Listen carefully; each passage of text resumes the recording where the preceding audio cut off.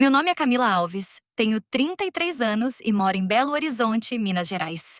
Trabalho como ilustradora para pequenas editoras e, durante anos, acreditei que algumas lembranças finalmente tinham perdido a força. Até a manhã de terça-feira, quando meu celular vibrou sem parar enquanto eu preparava café. Não era uma ligação. Era uma mensagem enviada de um número que eu não conhecia. Apenas uma frase: "Você ainda sabe voltar para casa?" Fiquei olhando para aquelas palavras por tanto tempo que a água começou a transbordar da cafeteira. Meu marido perguntou se estava tudo bem. Eu respondi que sim, mas meu corpo inteiro já sabia que eu tinha mentido. Existem perguntas que ninguém faria por acaso. E aquela era uma delas. Na mesma hora, senti o gosto metálico do medo que eu não experimentava havia mais de 20 anos. Porque aquela frase não era nova. Ela já tinha sido dita antes, por duas pessoas que deveriam ter sido meu lugar mais seguro no mundo. Meus pais. Há 21 anos, eles foram embora sem mim. E tinham certeza de que eu nunca conseguiria voltar para casa. Hoje, quando as pessoas me conhecem, enxergam uma mulher tranquila. Tenho meu próprio estúdio, uma rotina simples, amigos que considero família e uma vida construída com muito esforço. Mas existe uma versão minha que continua presa em um único dia. Uma menina de 12 anos, sozinha, assustada, tentando entender por que seus próprios pais estavam transformando o medo dela em diversão. Eu cresci em uma pequena cidade do interior de Minas. Para quem olhava de fora, éramos uma família comum. Meu pai era dono de uma loja de materiais de construção. Minha mãe organizava eventos na igreja, participava de campanhas beneficentes e era o tipo de pessoa que todos descreviam como educada e exemplar. Dentro de casa, porém, existia outra realidade. Minha mãe dizia que o mundo era cruel e que crianças precisavam aprender isso cedo. Meu pai concordava com tudo. Os dois chamavam aquilo de preparação para a vida adulta. Eu chamava de medo. Se eu derrubasse um copo, dizia que precisava aprender a lidar com as consequências. Se eu chorasse, dizia que lágrimas só atraíam gente disposta a machucar pessoas fracas. Se eu tivesse medo de alguma coisa, transformavam exatamente aquele medo em uma espécie de desafio. Na época, eu acreditava que toda a família funcionava assim. Afinal, eu nunca tinha conhecido outra realidade. Comecei a aprender muito cedo que demonstrar emoção era perigoso. Passei a observar o humor dos meus pais antes mesmo de abrir a boca. Cada palavra precisava ser medida. Cada resposta precisava ser calculada. Mesmo assim, nunca era suficiente. Sempre havia uma nova lição, um novo teste, uma nova forma de provar que eu ainda precisava ficar mais forte. O único lugar onde eu conseguia respirar era desenhando.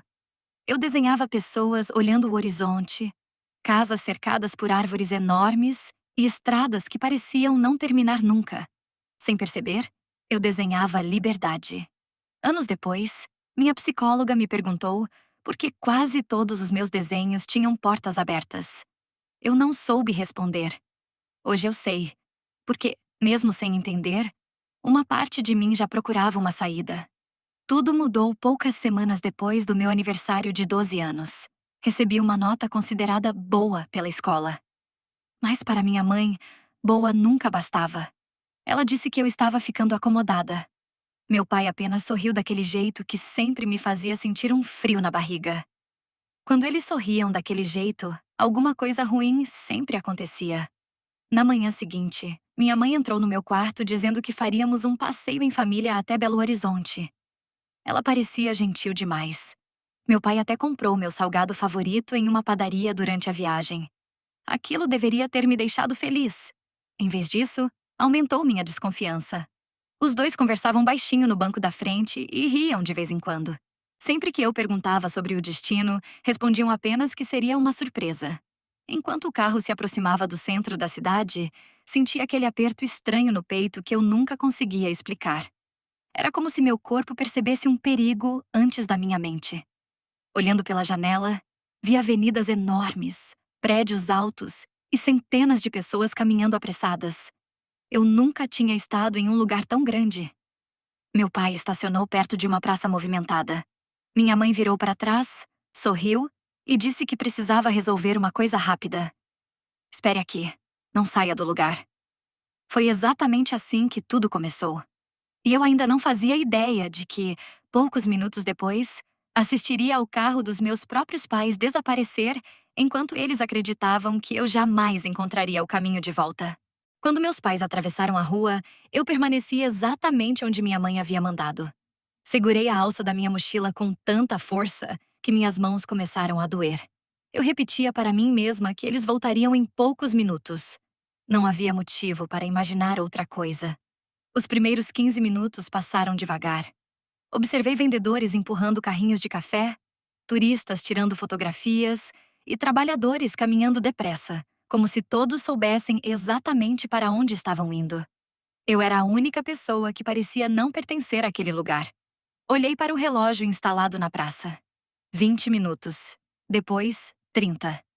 Comecei a procurar o carro do meu pai entre os veículos que passavam.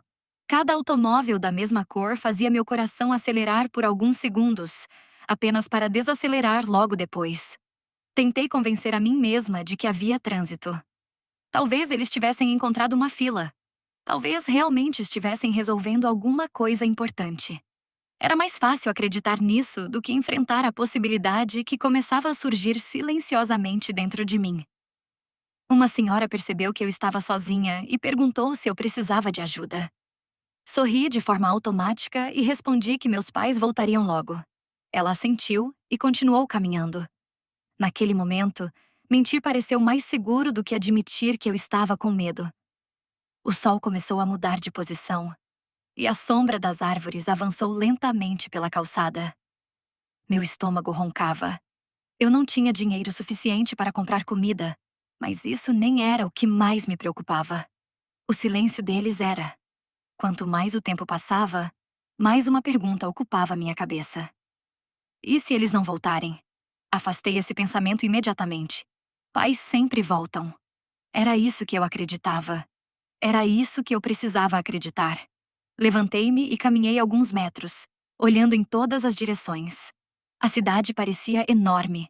Ônibus chegavam e partiam, buzinas ecoavam entre os prédios, e pessoas desconhecidas cruzavam meu caminho sem imaginar que uma menina de 12 anos estava tentando impedir o próprio mundo de desmoronar.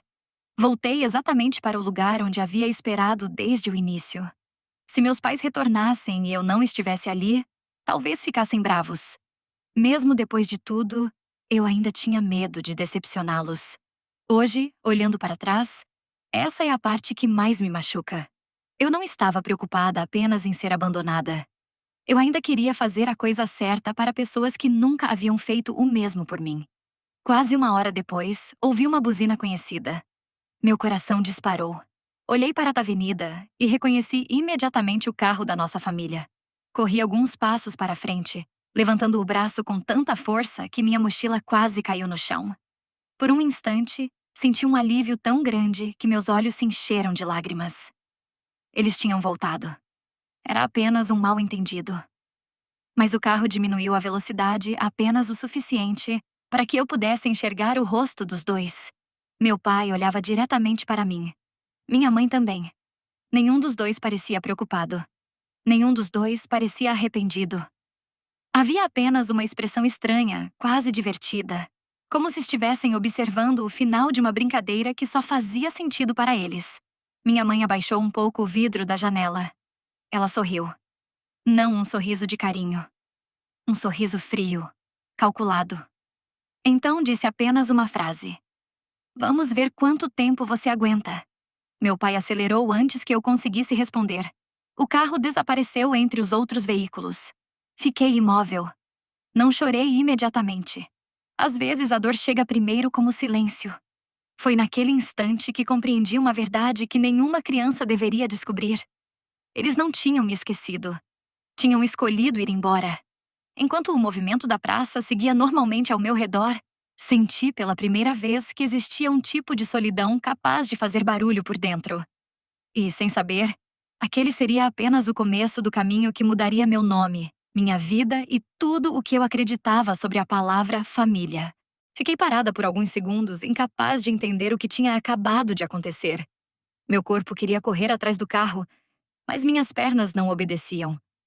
Era como se o tempo tivesse desacelerado apenas para mim. Ao meu redor, a cidade continuava vivendo. Alguém ria ao telefone. Um ônibus parava para desembarque. Uma criança corria atrás de um balão. Ninguém percebia que, no meio daquela multidão, uma menina acabava de perder a única sensação de segurança que conhecia. Respirei fundo e tentei pensar. Meu pai sempre dizia que pessoas inteligentes encontravam soluções antes de entrar em pânico. Pela primeira vez, decidi ouvir aquele conselho sem esperar que ele voltasse para me julgar. Revisei tudo o que tinha comigo. Uma mochila. Uma garrafa de água quase vazia. Algumas moedas. Um caderno de desenho. E um lápis já bem pequeno. Nada mais. Não havia telefone. Eu nunca tivera um celular. Também não sabia o número de ninguém além do telefone da nossa casa. E ligar para lá parecia não fazer sentido. Mesmo assim, caminhei até um telefone público. Procurei moedas suficientes e disquei. Chamou. Chamou outra vez. Ninguém atendeu. Olhei para o visor por alguns segundos antes de desligar. Foi quando uma pergunta surgiu na minha cabeça pela primeira vez. E se eles nunca tiveram a intenção de atender? Meu peito apertou. Eu precisava decidir o que fazer. Durante toda a minha infância, meus pais haviam repetido que pedir ajuda a desconhecidos era perigoso. Aquela ideia estava tão enraizada em mim que cada adulto parecia representar uma ameaça. Mesmo assim, permanecer ali sem fazer nada também era um risco. Observei as pessoas passando. Quem poderia confiar em mim?